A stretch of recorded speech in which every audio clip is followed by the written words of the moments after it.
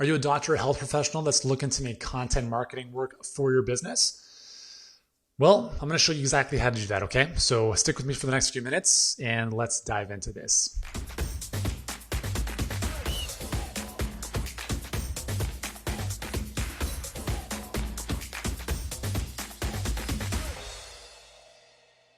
Hey guys, what's going on? Uriel Kim here, founder and CEO of Healthpreneur. We help health professionals and coaches get more clients and scale their practices, both brick and mortar and virtually.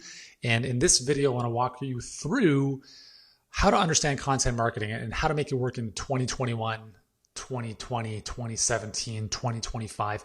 It really doesn't matter because the high level strategy I'm going to give you here works. So who am I? Why should you listen to me? Well, I've built multiple seven-figure companies in the health space since 2006. My first business was my brand, Uriel Kim, to the consumer. We built our blog to 1.4 million visitors per month. My other YouTube channel has about 300,000 subscribers, even though I haven't published a video on it for almost 3 years. So when it comes to content marketing, I know what I'm doing because I've built two big businesses almost exclusively on that. So when it comes to content marketing, the first thing I want to say is that content marketing is, I'm going to show you something on my iPad here. I think this will make sense. So content marketing is, I think, a super important aspect for any business. But here's the thing you have to realize about it is that it's a very, very, very slow growth curve. Okay. So if this is, I'll just call this CM for content marketing, especially if you don't have a big platform to begin with, it's going to take you a very, very long time. When I say a long time, I'm talking about if you're starting a podcast or a YouTube channel or a blog, don't expect anything for the first 3 years, like literally, okay? That's the game we're all playing here because there's way too much competition to even crack through the noise. So I think content marketing is a very, very, very good and very smart long-term play. But you also have to look at paid traffic as a way to grow your business and get clients and patients as quickly as possible, because that is the name of the game in 2020 and 2021. Because listen, Google algorithms, Facebook algorithms, Instagram, if you've played on any of these platforms, you know that you post something, no one sees it. That's just the way it is. So if your business relies on content exclusively, you're in big trouble. I didn't start the YouTube channel for Healthpreneur until 3 years into our business after we were doing multiple millions of dollars. And we had no strategy initially. I was just like, let's just use it as a depository for videos. And we had a couple hundred subscribers and it wasn't a focus. If I had to use YouTube as a focus for our business, I wouldn't be shooting this video. I would no longer be in business. So I want to lay that context and foundation because content marketing, I think, is very, very, very important. But exclusively making it the foundation of your business is a very, very dangerous proposition. Okay. So let's just put that aside for a second. Okay. So now let's talk about content marketing, right? So if you're a doctor, health professional, it doesn't matter. It's all the same stuff. Okay. So there's two ways of doing this. So let me show you the two ways to think about content marketing. We have organic, AKA, we'll call this search. So this is stuff we'll talk about in a second. And then you have social, AKA interruption. All right, so on the organic and search side, this is basically, we're looking at things like Google, YouTube, the major search engines, right? People type in specific keywords and they're looking for content to match that, right? So it's very much intent based. So somebody has an intent, like how to get rid of headache. I have a headache. How do I get rid of headache? I go to Google, I type in how to get rid of headache. Now, if you have an article, if you have a video on how to get rid of a headache, then again, assuming it's ranking in the top listings, then your stuff will get seen, right? The nice thing about organic is that generally it usually leads, depending on the search term, to higher conversions. Because you're matching content to what people are to what they're looking for. Does that make sense? So like this video, you probably typed in something along the lines of like content marketing for doctors, health professionals, or just content marketing. And this video is matching that search. So you're here because you actively were searching for this topic, and I'm going to make sure that I make use of this time as effectively as possible for you. So I appreciate your attention and obviously tuning in to watch this. So search and organic is great because, again, we're matching somebody's search intent with the solution. But here's the distinction, is that when we're creating content organically, and this is something most newbies don't think about because they just don't know it, is that you have to choose keyword terms being like what you type into Google or YouTube. You have to be focusing on long tail keywords. So what does that mean? So I'll give you an example. Okay. So a broad keyword is something like weight loss. All right. Now a long tail, I'm just going to use a short form here. So that's supposed to be a long tail keyword, is going to be how to lose weight after giving birth. Hopefully you can read my writing. Now, let me ask you this. Which of these two statements or sentences is going to have more charge in terms of like the person really wants to solve this behind like the intention here, right? So you type in weight loss. Think about this for a second. So I type weight loss into the browser. What is the thought in my head as I'm typing that in? It's more of like, I'm just kind of curious, doing some research on it, right?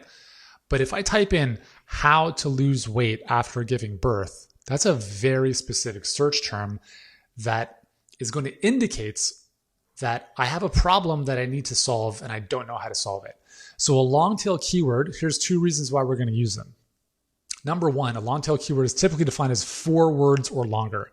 So how to lose weight after giving birth. That's 7 if I have that right. Yeah.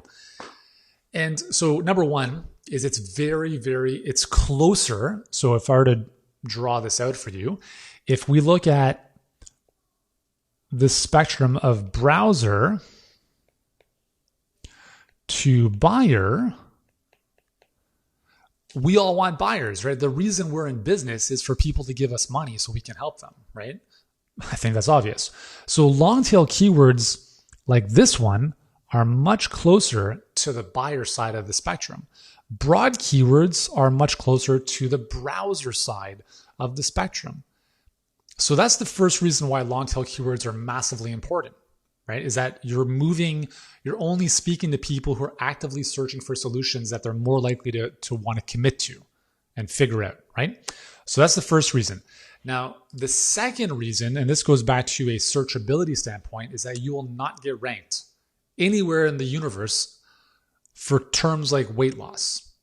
Try it, right? You could write the most amazing article, you could have the best video on weight loss, and it will not rank on YouTube or Google. And that's because you just, for the most part, unless you have a massive platform already, you're competing with big fish who have millions of subscribers or millions of pages of content on their website with tons of backlinks, right? Votes of confidence back to those pages on their website. And it's just not, it's not possible. You're competing with the Dr. Oz's, the WebMDs, the Medical News Today.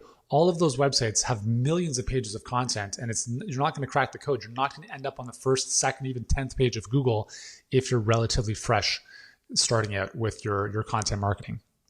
So if you're going to play the organic search game, which is a long journey, it needs to be built initially on long tail keywords. Okay, hopefully that makes sense. All right, so that's part one. Now, part two, and quite honestly, I think, if we were to, I think it's nice to have a combination of both, to be honest with you. I don't blog. As of this recording, we don't blog in the sense of we're not going to put together a 10,000 word article on our website. We'll take this video, get it transcribed, take pieces of it, and put it up on our website as a blog post. But it's not our focus with Healthpreneur, at least now, is not on the Google side of things. It's a lot more focused on YouTube because for us, it just makes more sense. Now, for you, it might be different, but still, it's going to be a long journey.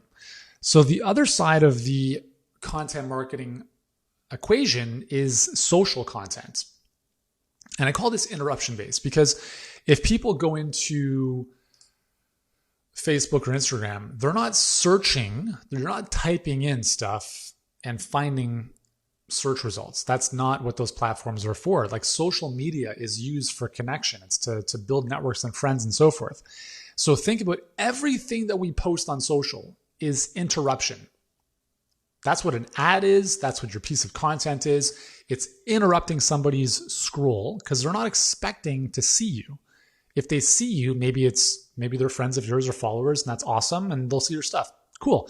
Either way, it's still interruption. If it's an ad, it's also interruption. They're going about their day, they're scrolling, they're sitting on the toilet, they're in line at Starbucks, they're doing their thing, they're wasting their time, they're in their little, automation loop, and they're scrolling, and all of a sudden your thing pops up. That is interruption. So when we're using interruption-based marketing, the context is different, right? So the context with interruption-based marketing is going to be very, very different. So here, we're talking about the social networks. And here we have to command people's attention. Now, actually, this is also very true for the organic side of things. And that's going to be like the title of your video or the title of your article. That's going to have to command attention, right? Because it's got to jump out. But here with social, because we can use images, these images need to really grab someone's attention. And I'm not saying like do things that are outlandish and whatever, but images of people, right? So you close up, whatever, those are generally going to be really good because those are going to be what people respond to because we're humans, is other humans, right? So it's going to be attention. It's going to be grabbing their attention. The goal is to stop the scroll. That's a pretty good rhyme. The goal is to stop the scroll. So you want to command their attention, stop them in their tracks, and now we're going to connect with them. Connection via story. Now, this is not all of your posts need to be story-based, but I can promise you this, whether it's an ad or an organic post you post on Instagram, the more thought, and this is like, I'm lazy about this too, right? So like, I don't do this to the degree that I should. The more you can share your vulnerabilities, the stories, elements of beyond the how-to, right? So like top 5 ways to do push-ups, like cool, right? But there's no connection to that, right? So the how-to stuff, I would save that more for the search and organic. You can certainly use some of that in the social as well, but the mix on the social side is going to be heavily favored towards personal, story, connection. In search, no one's searching for, hey, what is Dr. Joe's morning routine? Like no one cares about that. They don't even know you exist as an example. So they're searching for solutions to their problems. Online, as you develop a following, we're using a different way of connecting with people. So it needs to be more attention grabbing, stop the scroll, connection through stories, show that you're a real human, taking yourself off the pedestal and making yourself more relatable. The better you do this, and I know this is honestly like one of the things that I don't think I do a good enough job of is just sharing my vulnerabilities. Like I lost my hair when I was 17 to an autoimmune condition, and I openly share that. But when I look at, some of my most popular, highly engaged stuff on social, it's not about what happened, right? It's like, hey, I lost my hair when I was 17. That's a fact. But what is the journey? Like, what was the emotional experience that I went through? Right? Talk about the fact that I used my wife's makeup for 2 years to paint on fake eyebrows because I felt ashamed of how I looked. And like, that's a true story. And then I just got to the point where I said, who cares? It doesn't matter what people think, right? And so kind of sharing those vulnerabilities is something that people really, really connect with on social. And I think if you are able to take off the lab coat and the doctor's hat for a second and think of yourself as the human side of you, share more of that on social, you'll see some pretty amazing things that will happen. So again, there's a lot of nuances and further kind of deep diving on this stuff as it pertains to content marketing for your health practice.